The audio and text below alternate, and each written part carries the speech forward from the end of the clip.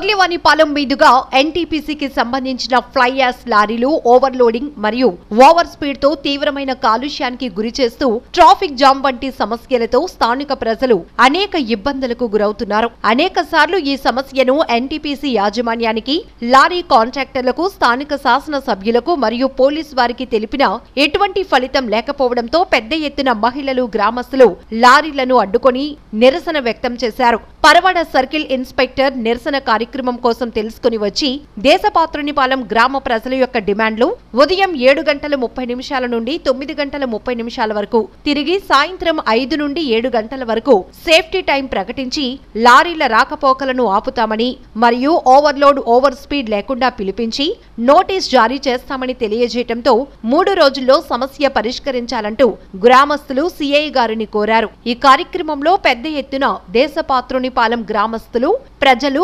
పాల్గొన్నారు.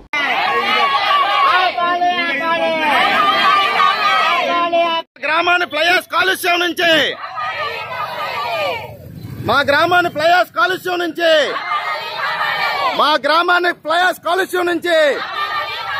మా గ్రామాన్ని ఫ్లైయాష్ కాలుష్యం నుంచి, మా గ్రామాన్ని ఫ్లైయాష్ కాలుష్యం నుంచి, ఫ్లైయాష్ లారీలను, ఫ్లైయాష్ లారీలను, మా గ్రామాన్ని ఫ్లైయాష్ కాలుష్యం నుంచి, మా గ్రామాన్ని ఫ్లైయాష్ కాలుష్యం నుంచి, మా గ్రామాన్ని ఫ్లైయాష్ కాలుష్యం నుంచి, మా గ్రామాన్ని ఫ్లైయాష్ కాలుష్యం నుంచి, మా గ్రామాన్ని ఫ్లైయాష్ కాలుష్యం నుంచి, ఫ్లైయాష్ లారీలను,